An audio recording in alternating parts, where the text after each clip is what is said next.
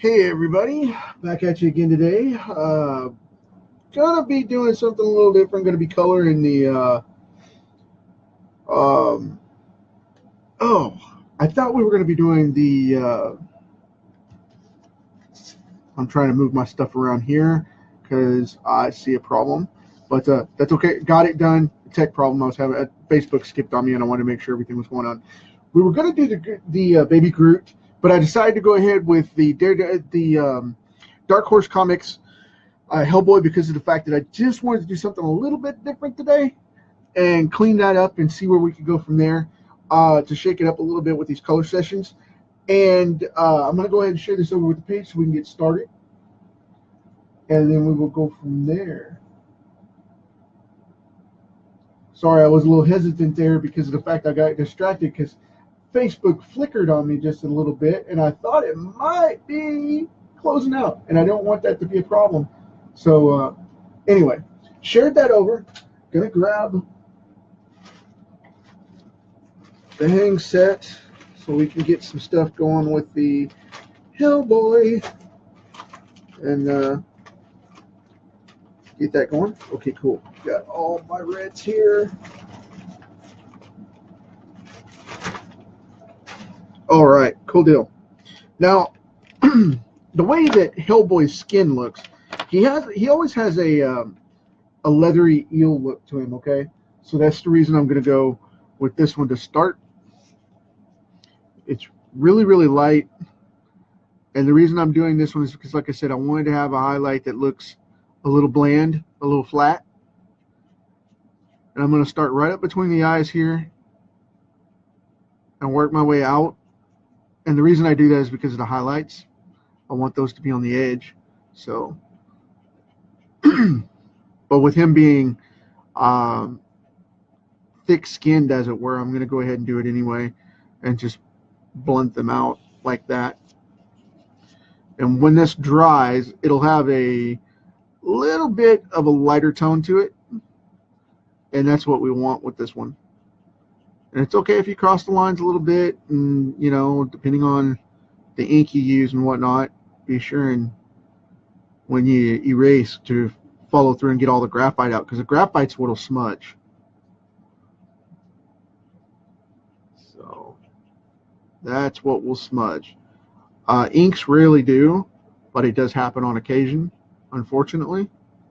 There's not much we can do about that when it does happen.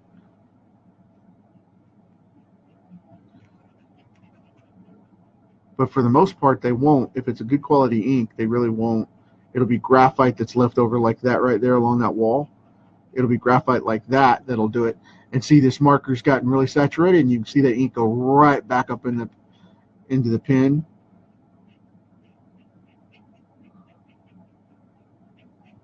And I'm skipping around a little bit to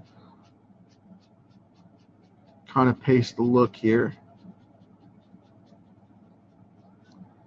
I'm letting some of that dry just a little as we go along.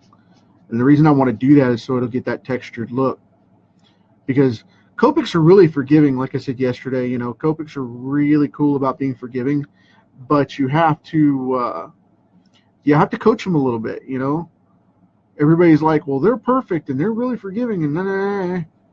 You got to coach them a little bit, because depending on each one, I mean, you can get a problem with the tip and it'll bleed, or if it's new, it'll rush into the tip point like this, and it'll saturate that brush really fast, and then you'll have dot marks, and you don't want that. But if you feather it out and give it a chance to dry just a touch, it'll give you more of a skin-like texture in your characters. But you have to work it, and you have to be willing to pace the release of the fluid, because if you don't, then you'll have, like I said, these pop marks, and you don't want that. And I'm trying to avoid getting those myself here right now. As you guys can see, that's why I'm, like I said, I'm feathering this in and letting it saturate in zones where it doesn't walk too much. And it's already starting to get that rich, deep look as it's starting to dry. And you'll see right here in the nose, it's starting to get a little thick and spread out where I got some of the graphite right there. but the tones going up into it will shut out on that, so I'm not worried about it too much. Just got to make sure that ink's not going to fling anywhere, because I see it already hit the desk over here, which I'll wash that off. That's no big deal. It doesn't stain permanent.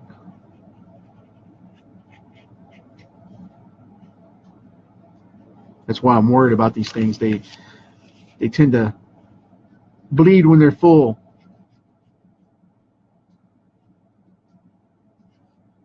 I'm heavy-handed anyway, so I have to be very cautious and keep it really light.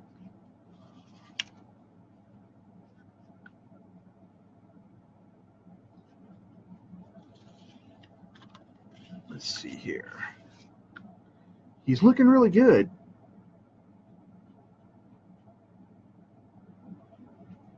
And for being a sketch card, that's really impressive, because these cards suck up the ink like crazy.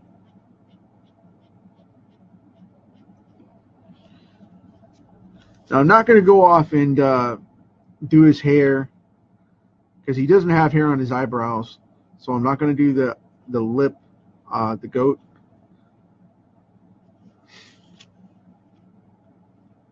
That I can cover the cigar. I'm really worried about this one. It's going to bleed out. I'm having trouble here. So, but that's awesome, though, because it's live, and I can show you guys how to fix it.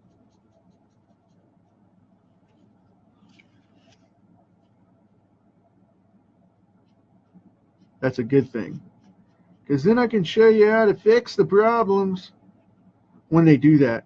And that's a cool thing, too, because I don't care.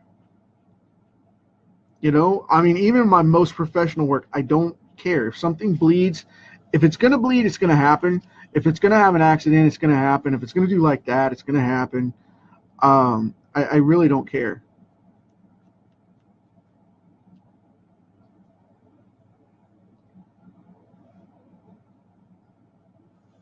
Because what I'll do is I'll go in with a gray and flesh all that out anyway, and it won't matter. It really won't. Everybody's like, you burned it up. It's screwed up. No, no, no, no. Watch what happens. Watch what happens. Because, see, his pupils are red anyway, and that doesn't matter. Because what will happen is we'll go in with the yellow and highlight that, and it'll be fine. I don't sweat that stuff. Now what I want to do here, let me see if this one's dark enough. Yeah, I like the look of that.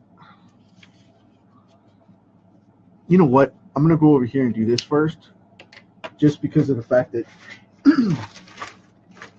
I don't want that to be a problem. I'm going to get that cigar real quick.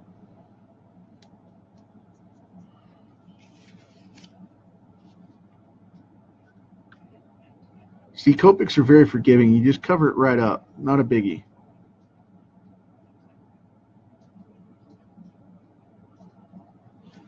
It covered that red right up. No problem.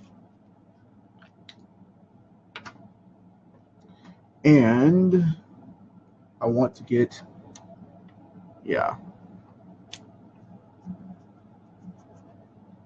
I want to start the horns off with this other red. This one is an R27, which is kind of a blunt, darker red. And the reason I want to go with that one is because I want them to have texture and look different than the skin.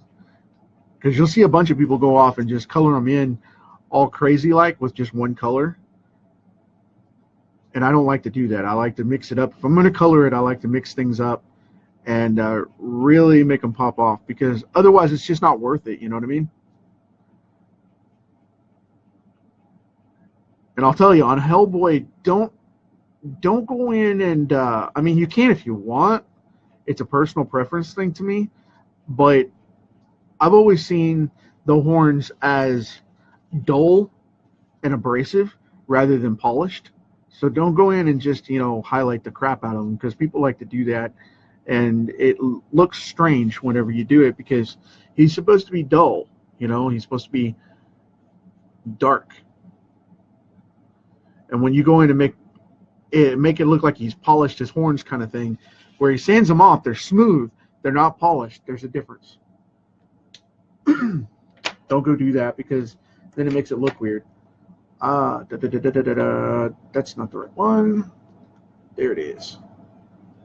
Now this one is a lipstick red.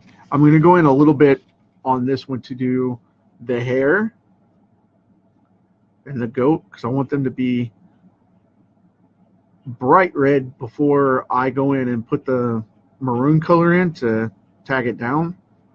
And I don't like using just brown or black on it. I like to make it look more violet. And it looks better when it has more of a purple tone to it. So, you know what? I'm going to take that little piece right there too. I didn't draw that. I put that as part of the neck, but hey. Gonna improvise a little bit.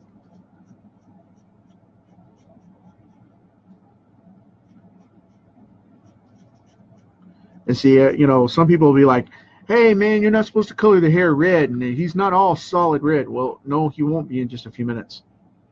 So bear with me. Don't freak out.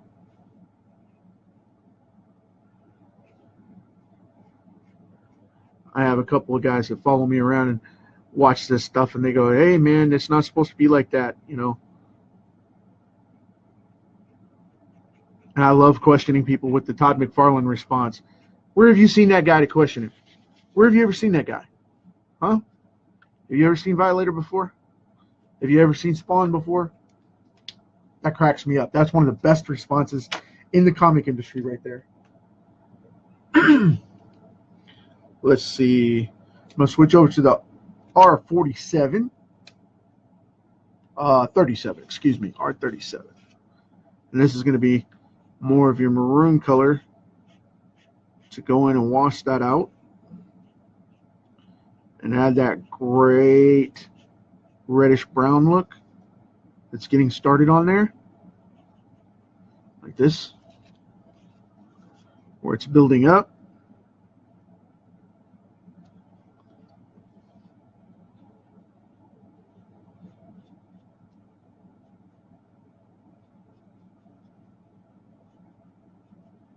I really like to stack these colors because then, like I said, it gets a way better gradation to it, in my opinion. So,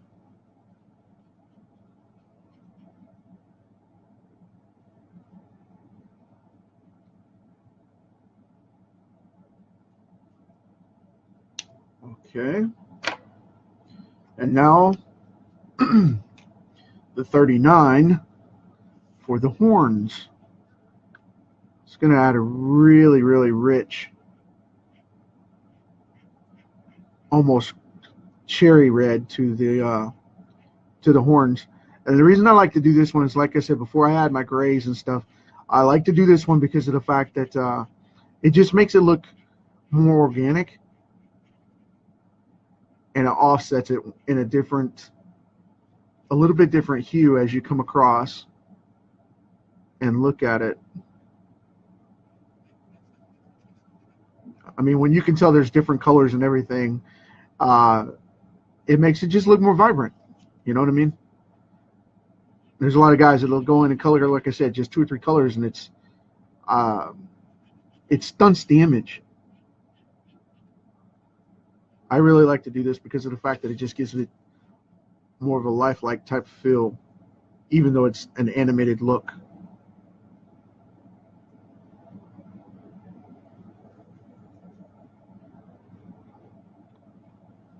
There we go. See, you can see the differences in those reds. It makes it look a lot different. Let's see. Now I've got my strong red coming out, and we're going to go in and start detailing Hellboy out.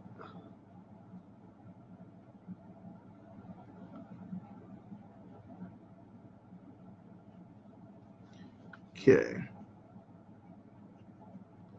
This is always a cool one because I really like to be able to go in and put in all these little accent colors and stuff and, you know, shake things up a bit.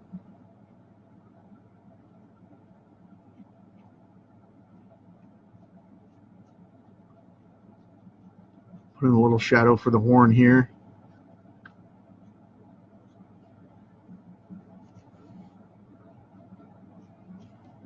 Turn this around so you guys can see.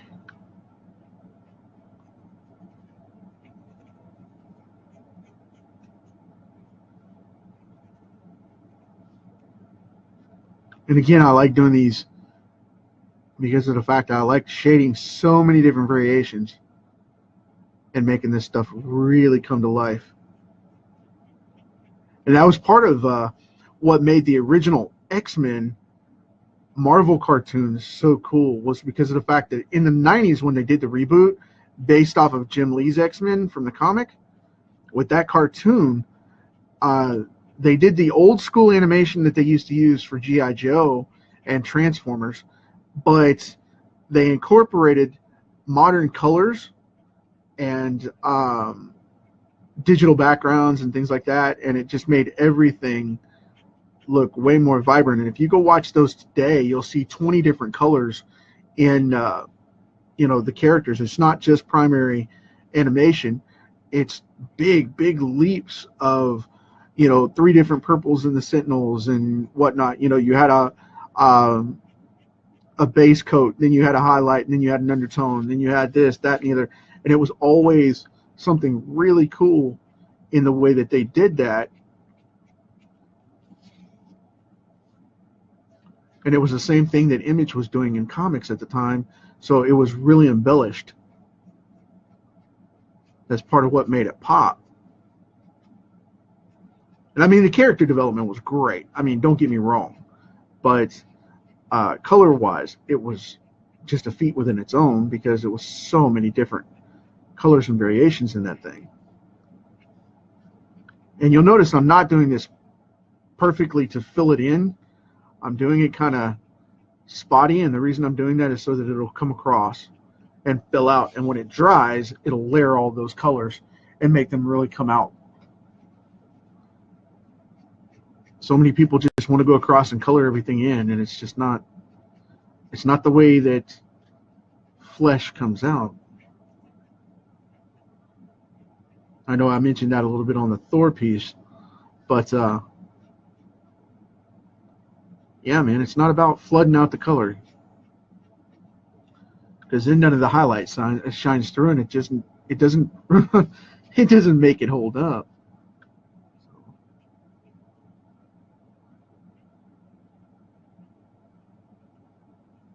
Shadow out under that eye a little bit. Now I'm going to come over and do this one.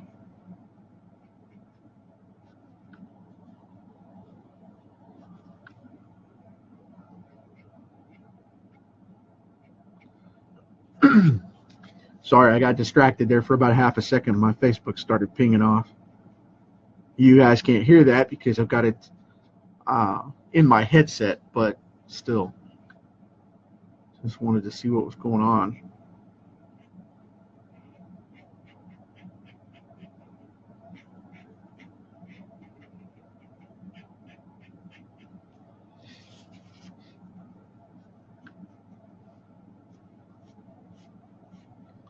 I'm going to leave that highlight up there for the top of his nugget. That's a technical term, by the way.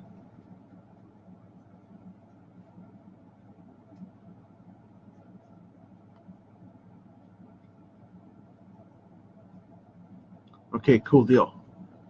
Now, go in here with this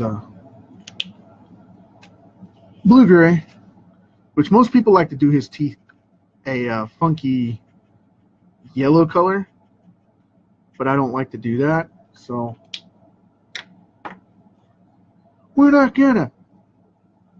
Just gonna kind of leave that as a shadow from his lip, and gonna go in with the yellow.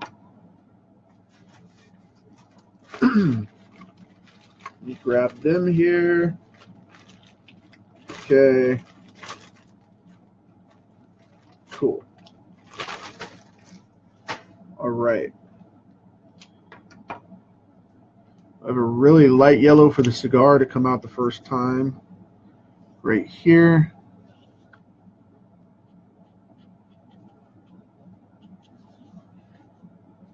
Put a little bit of this yellow in his teeth.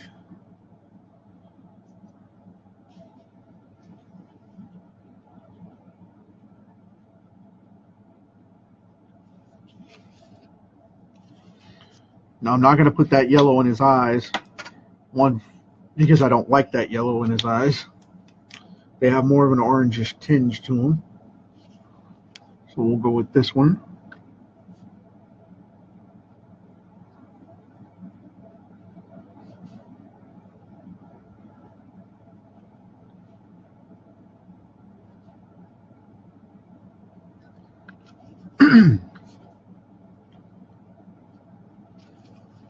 Accent his teeth out a little bit.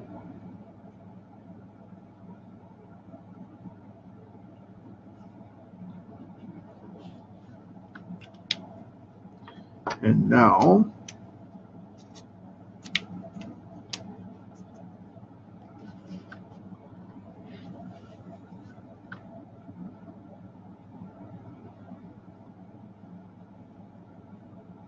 I'll put this as slow burn kind of deal. And then right in the corner of his eye here, I'm going to put a little bit of that darker yellow to make him pop a little more before we go off and add the browns and stuff.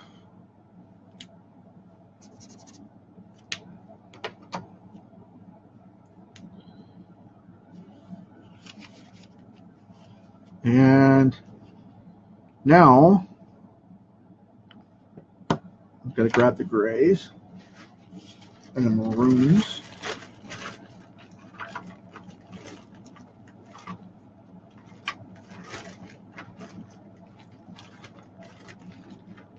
There we go.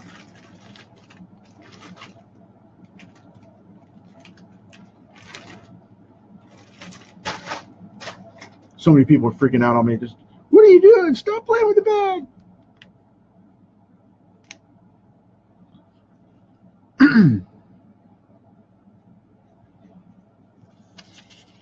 I like to use brown to tone him up because it is a red within itself. And it adds a little richer color and contrast. I mean, the hair I like to use almost a violet or, you know, a richer type of purple to make it stand out. But on his skin, to get that particular eel skin type of look that I mentioned yesterday, it takes a brown to do that with reds. And the reason why is because he's dry, he's not wet. I mean, if he had like a slimy skin or something, then I would want to go a cooler color like a purple, you know, or maybe even a blue in there to liven that up. But I'm going right in the center of my darks right here on my shading, and I'm just darkening that up quite a bit so that I can get that deep, rich tone in the middle and make him really pop out. And the way I'm doing this is I'm leaving the highlights on the edge. So I just like to do that right on the edge there. Leave those highlights. And, oh, almost did that hair. That would have been a bummer.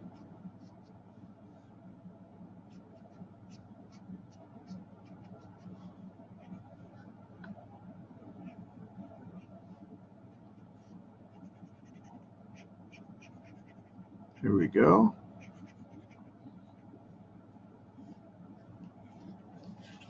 And I mean, it's to each artist their own, you know. I don't complain about anybody doing it a specific way, but, you know, like I've mentioned, there's a couple people that like to go in and do, you know, just this way or just that way, and they get a little bent about it when you do it differently. Do what feels right to you. Plain and simple. As long as it looks good, you're good to go.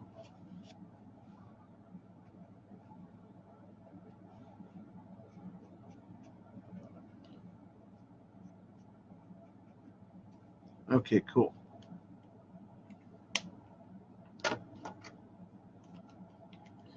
And now let's go on with the corners of the horns here. Forgot what I was going to say. The corner of the horns here. I'm going to go in with this E99, which is more of a caramel type or caramel type, depending on how you want to say it. Tomato, tomato.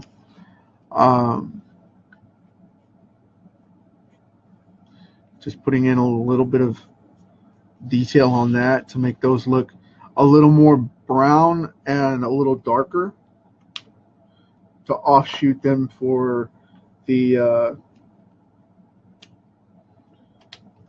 darker red that's coming in.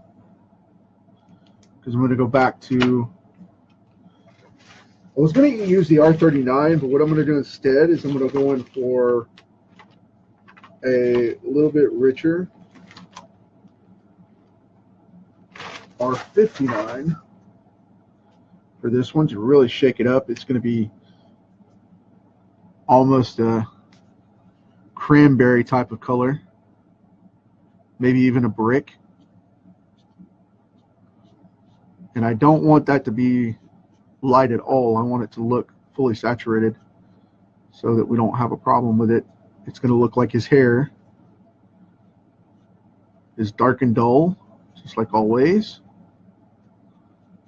and unique to him. And it bled a little bit. Nah, that's okay. I'll ink that up in just a minute. I'll do the repair work on that. Like I said, it's not, don't take it so, it's not about perfectionism. It's about production. And you got to keep yourself calm and collected. When you freak out, you know, it does you no good. I mean, if you bleed it over, you bleed it over. Granted, in comics, you don't want to do that. You want to do that as little as possible, so you don't have to go through and repair all that stuff. But a lot of the time, you just may have to. You know what I mean? You just may hit those marks where you have to go and fix it. So now that I've done that, I'm going to have to go and fix that real quick. Got a couple of ink marks there I noticed. What did I do with my 3 here? Like this one's too big to fix with a line around the chin there, so I'll just add in that little collar mark. And then right here, I'll just thicken up the hair a little.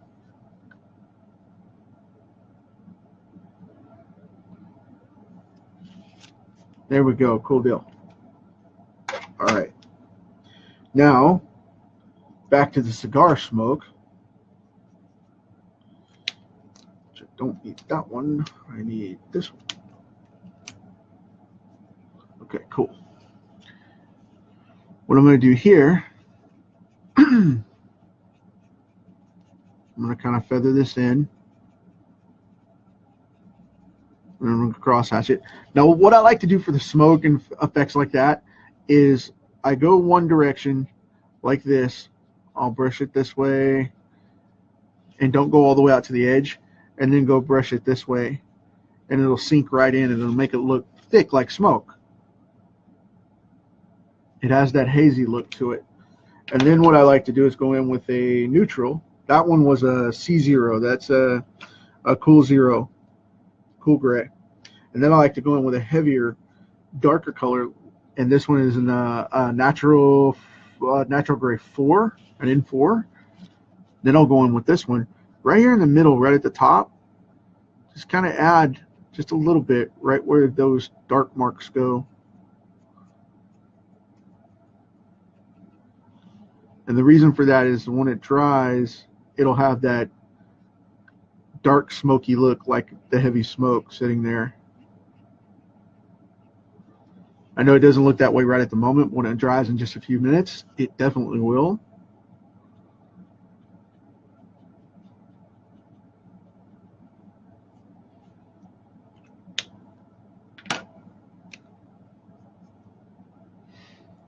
Now what I'm going to do is I'm going to take this, it's a BV23. It's kind of a blue-violet color. What I'm going to do is I'm going to mix it into the to the hair here to give it that purplish bluish hue without actually going over. And I'm just going to kind of flake it in a little bit.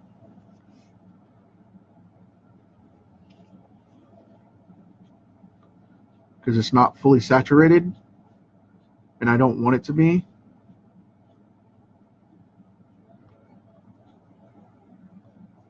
I just want it kind of to blend into the hair a little bit. It's almost like streaking it, but it's not streaking it. You know what I mean? It just adds different variations into the hair, make it look a little more lively and natural. So when you look at it, it's got a hair flow to it, and it shows different hues and colors and things like that. And this one is my pale, and this is what I want to do here with this one. I like to go around one side, just one, and put in just a little bit of this pale. It is B60, and the reason I do this one is because it's got that that actual soft smoke look, like it's just faded from this dark stuff. And like I said, I just cross it back and forth a little bit as it sets, because I don't want it to go all gray and look cheesy. I want it to look like it's actually smoke coming out of the end of that thing. Now I've got to get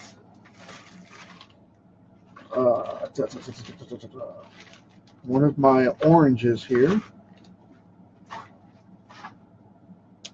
And this is something a lot of people miss when they do fire, especially in comics. What you want to do is you want to make a dull spot, because there's different temperatures in here. There's white, and then there's dull spots. And where the dull spots are is where the embers are still burning, but they're not as hot as the yellow or the white. And that little tiny bit right there, I know it looks funky in this style, but when it dries, it'll look really, really good. Now, I gotta go in here and get the old coat, as it were, and that's gonna bring us back to the E99 that I put into his horns. It's gonna draw down into this just a little bit. Gotta be careful here not to get this whole thing going on, because I want that smoke to stay pure. So what I'm going to do is I'm going to color in this coat by feathering out and layering it up, not to crush my tips, which is a good thing. And it'll give it a, going back and forth like this will let it set, and it'll give it that suede look that I talked about yesterday. Because the light works for you in this favor in the thin spots in the ink. It's still colored, but it doesn't have to be purely colored, because of the different directions give it that kind of scrubbed look, like a suede wood, you know, a suede would look. Not wood as in tree, but wood as in wood look. O-U-L-D, not O-O. Didn't know you were going to get a grammar lesson here, did you? But anyway, it's all good.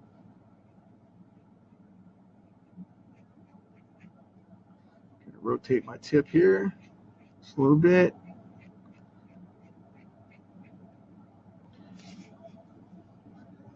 That's one advantage of using Copics like this, because you can use that streak that they make sometimes due to saturation to your advantage. You know what I mean?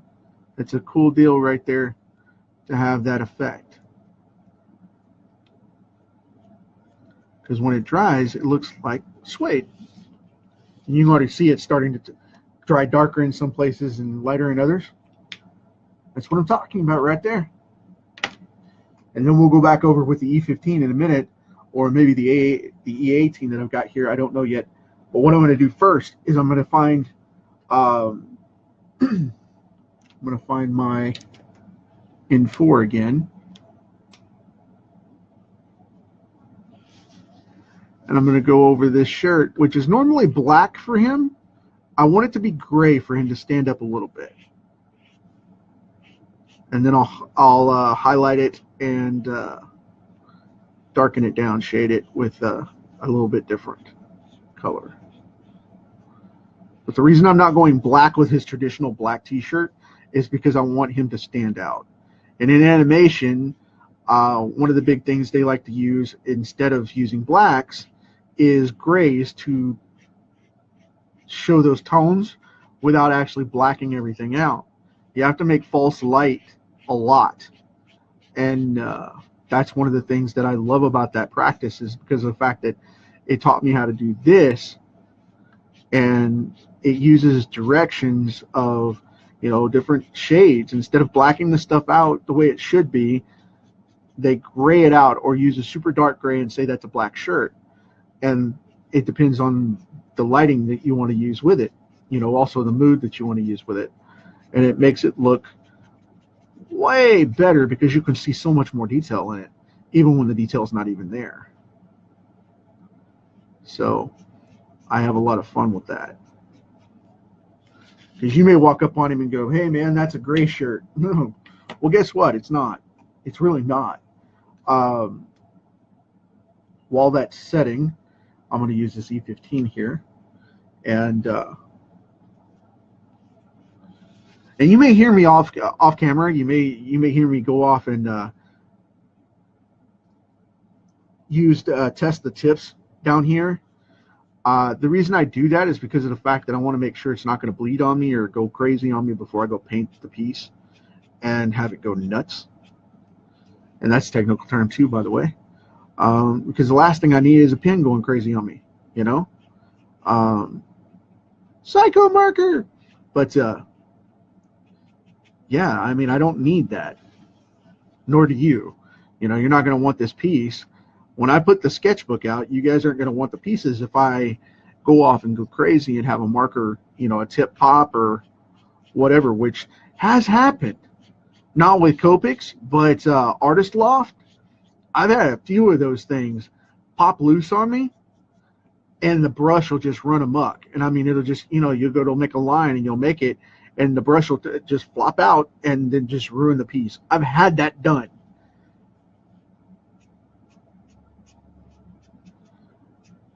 And believe it or not, it was funny. What made it so interesting and so funny to me was because of the fact that it happened after I did that same technique, where I go off the tip and still test it. You know what I mean? I've had worse things happen, so I've had pieces ruined that way. And it's just part, you know, it's par for course. It is what it is. But still, I don't like to have that happen, and I don't think anybody does. But, you know, those sort of things do.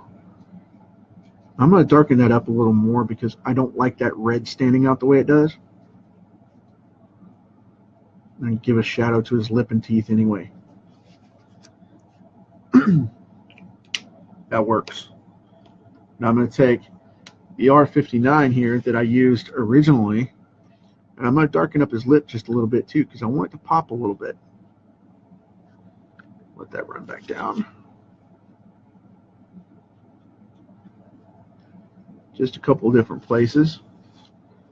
He doesn't look bright enough for me, so what I'm going to do is I'm going to go in and pop it up with a little stronger red so we can see. Make him look a little more defined.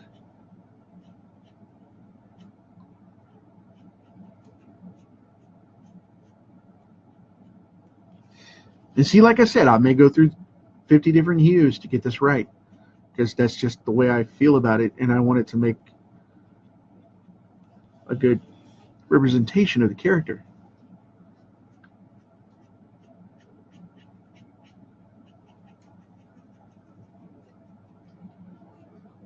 So, and then I'm going to go back over this other gray in the shirt here just a minute and darken it to make it look more like the black that it should be without being black, which is cool within itself if you think about it.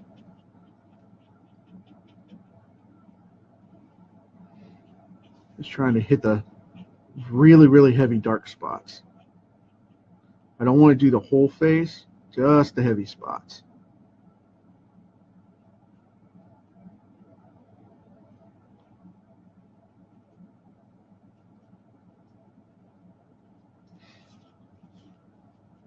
because it'll make him pop really hard.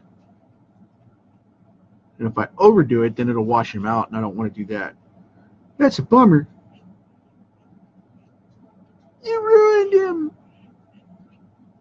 I can just see it. People freaking out. You ruined him. You ruined Hellboy. Why?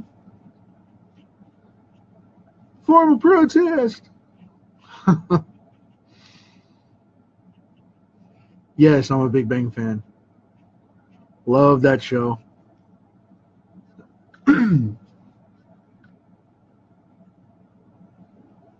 Right here, right here. And we're going to call that done so I don't kill it. That works already. I'm going to go back in with this 18 here. It's an E18. Go back in with this one. Darken this up in the center just a little more.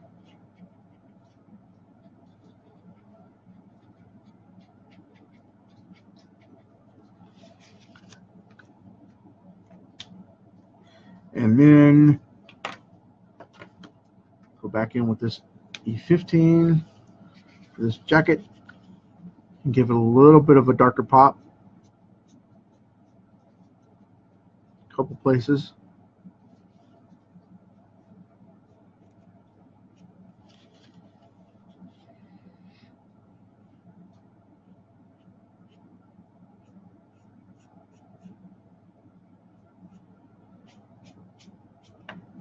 And again, I don't want to saturate this. I just want to shade it in just a little.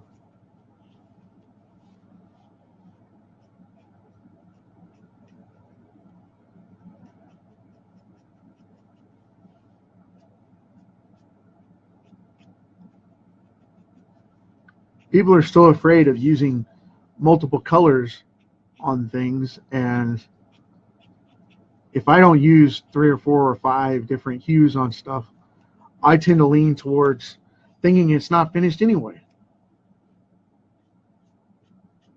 I do the same thing when I color with pencils, which I'm coloring the Lone Rider book. Excuse me. I'm coloring the Lone Rider book with that same philosophy. You know, it's just it's very rich, even though it's pencil driven for the color technique.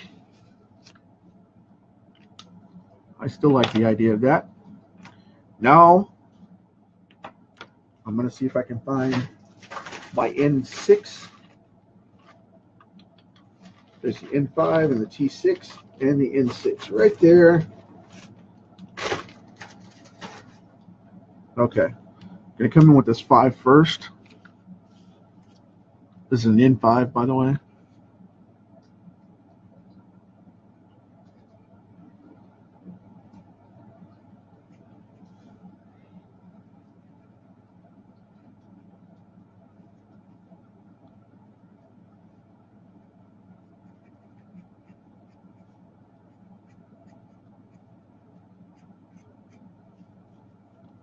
Kind of break that up a little bit.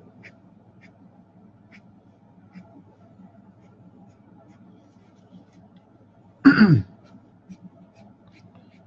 go right down that side for shading. Shade him out right here in the middle for the old chest divot. As you know, he's a thick dude, so you gotta kind of pay respect there.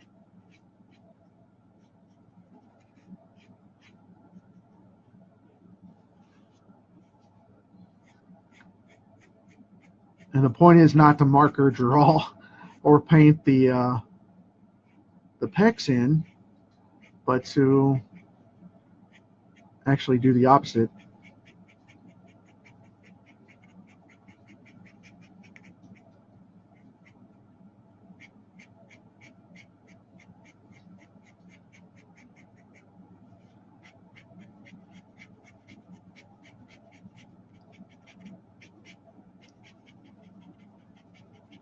A lot of people would wonder what I'm doing here, but the reason I'm streaking it like that is because when it dries, it'll give it some gaps in the color and make that base come through, and it'll make it look a little more like fabric. Now what I'm going to do is I'm going to go across the different direction here, which is normally a no-no, but I'm going to do it anyway. And it's, again, it's a texturing thing.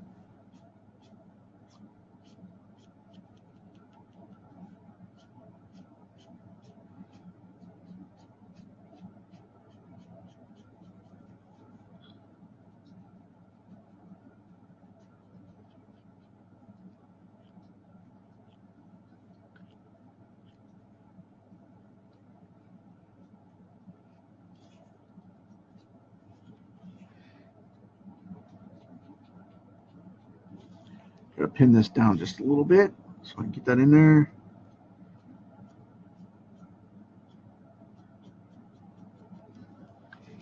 There we go. Get rid of that cap.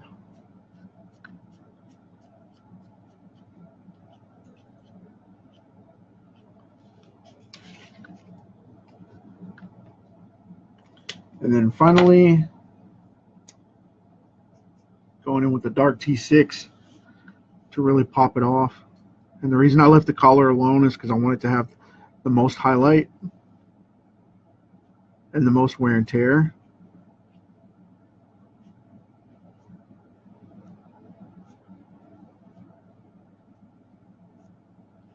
Because that's where shirts move the most, right there at the collar. That's why the collars tend to give out.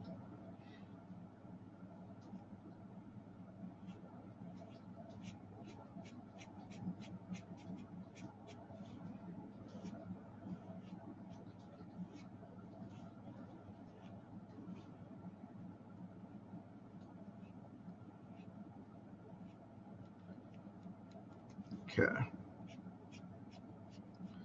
Now I'm going to overcoat this completely, very lightly, so you can still see everything underneath when it dries. And it'll give it this wrinkled effect like a t-shirt would have. It would look like micro wrinkles in the shirt, and it still looks super dark, which makes it look cool. Because you can see all the texturing now. But I don't know if you guys can pick that up, but I can see it here. I'm hoping you can. Very cool stuff. And now, what did I do with it? I normally wouldn't do this, and kids don't do this at home, but what I'm going to do now is I'm actually going to go in with a true Sharpie right over my Copic ink. I know a lot of people will be like, no! You just put, you just put cheap cold cut bologna on a freaking Philly and cheesesteak, man.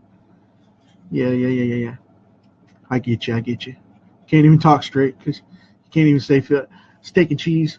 But yeah, that's what I did. And the reason for that is because when it dries, it will give that hardline look of a black shirt. There's a trick. There's a trick to it, kiddos. Right there. Excuse me. I really dig freaking people out with that because that effect is so cool in the way that it just comes off. And what you do is you fill it up almost to the top like that, and then you come in from the bottom and fill up the second half of the lower seam of the shirt.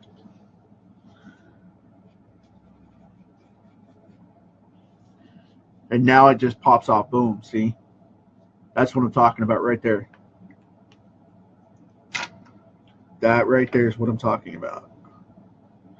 Now, I'm going to do something even crazier. I'm going to grab my violets here. And I'm going to work in a couple of these dark purples. And the reason I'm doing that is because I want those horns and that hair to really, really stand up for you. So bear with me just a second here. I don't want to go too pink because that'll make it look weird. But I don't want to go too dark and purple either, because that'll make it stand off and look funky. Now this one is Violet 6 to 06.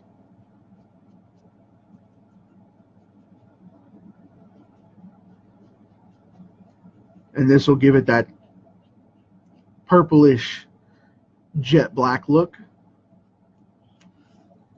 that we really look for with Hellboy. Okay. I'm just going to kind of coat this in here. Just sporadically. I don't want it to take over everything.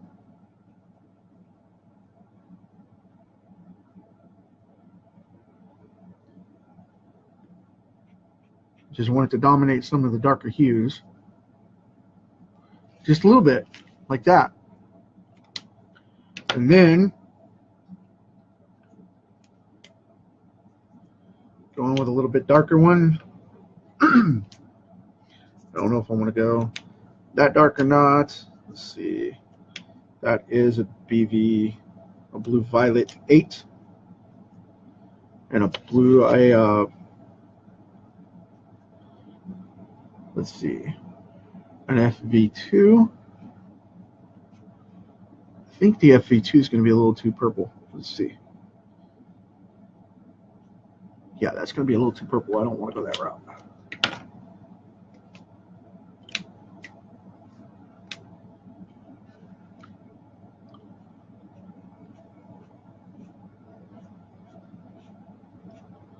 Okay, cool deal.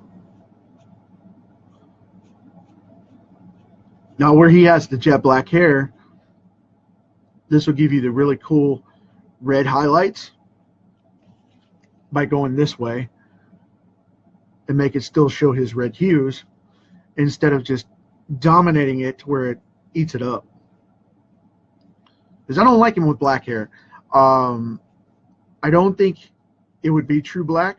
I think it would be more like a Wonder Woman or a Superman type of thing, where it would be, you know, it would have highlights, natural highlights, because it's so red it's dark, if that makes sense. And that's just my opinion and my take on it. But it gives it more of an animated, lifelike type of look instead of just crushing it completely out of existence. And this is what I like to do with the horns as well, because most people like to go in with a dark maroon and or maybe even a gray, but I like to put a little purple in them to make them pop off just a little. And that was the purple that I said would be too purple for his hair, which is 100% true, because it gives it that violet look without really crushing it to the point to where you can't tell what it is. And gray tends to wash it out to where it stunts the red, you know, and I don't like to do that.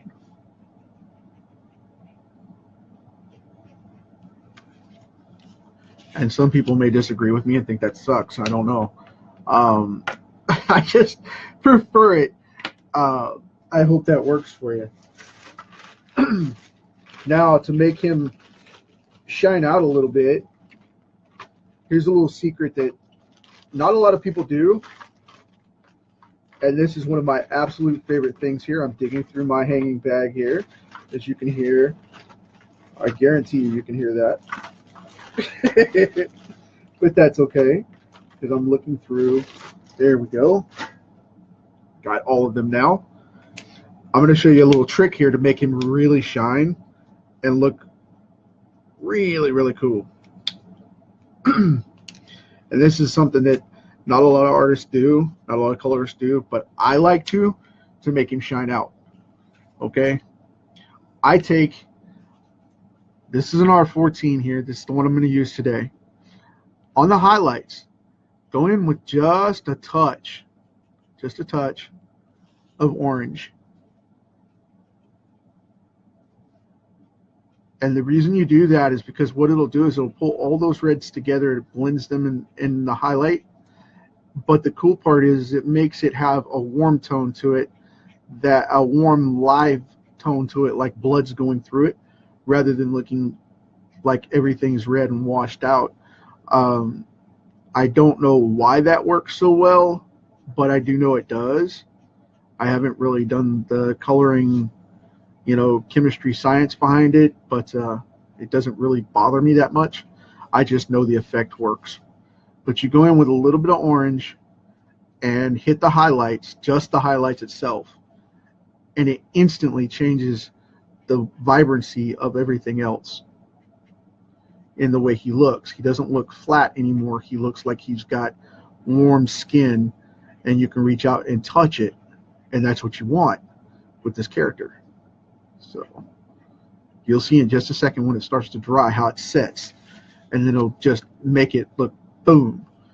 And it's the coolest thing in the world to do with you can do that with any character. You can do this with Superman's cape. You can do this with different red colored superheroes. You can do it with I love drawing the Red Hulk with this effect. And like I said, I'm not sure exactly why it works the way it does. It just counteracts and contrasts everything so much. Okay, now you want to do it in 2 phases. All right, you do it in this phase with a basic orange that's soft and bright like that.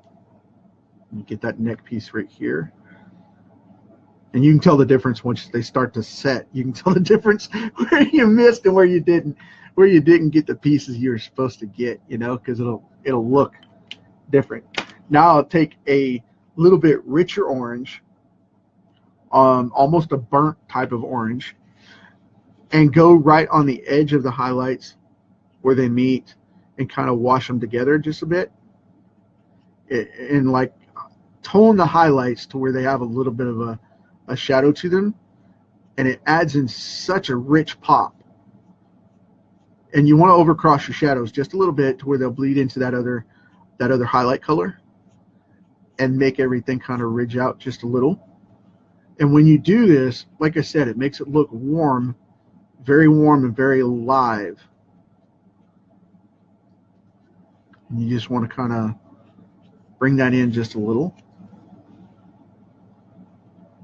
Especially for Hellboy with the skin tone that he's supposed to have, it'll make it look really, really vibrant. And I know a lot of people don't like to do that because they're like, what are you doing putting all that orange on him? He's not orange.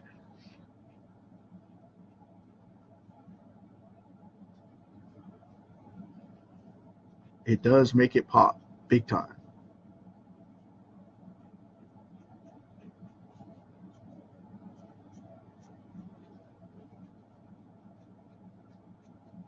So we're going to go in and do this real quick, like that. And get that all lit up.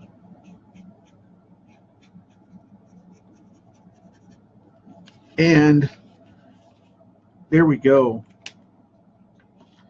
Now we have Hellboy. And I'm going to go in with, where did I do with the, there it is. I'm going to go back with the N4, which is neutral gray. And I'm going to do something crazy. You guys are going to scream when I do this over the brown. No!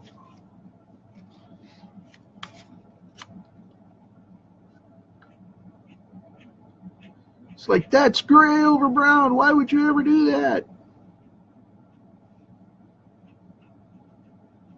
The reason you want to do that is because of the fact that gray covers everything, kids. Gray is the gradation of light and dark in its truest form, the purest form you can get it. So that's why gray works out so well on any color as a cover. Because most people have been like, why didn't you use a darker brown? That's going to dry gray. Yeah, it'll dry gray, but the thing is it'll show the shading that I need. And it won't stunt the color.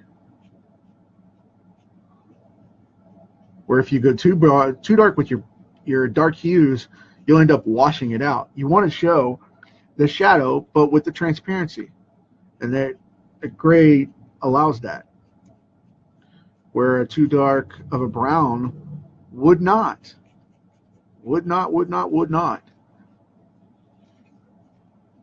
Now, I mean, not many people would have thought that this black shirt would have been colored in by grays and made it look black, right? Now we're going to do the same thing to his face. Check this out.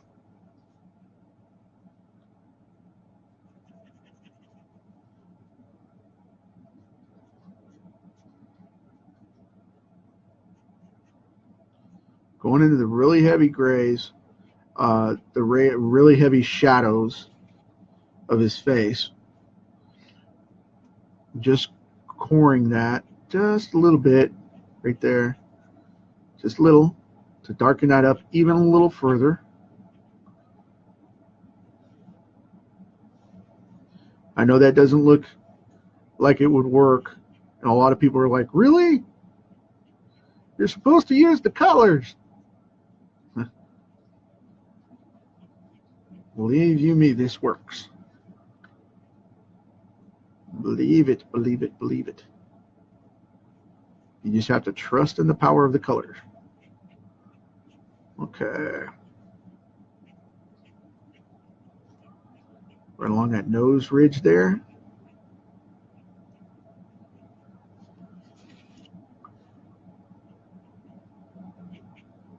Cool deal.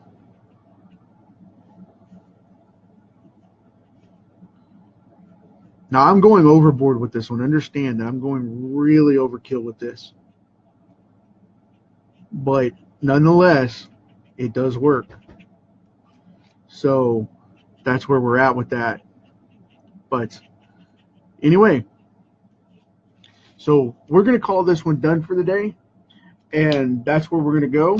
I will be doing Baby Groot for you guys tomorrow. Hope you dig it. And we'll go from there. Take care.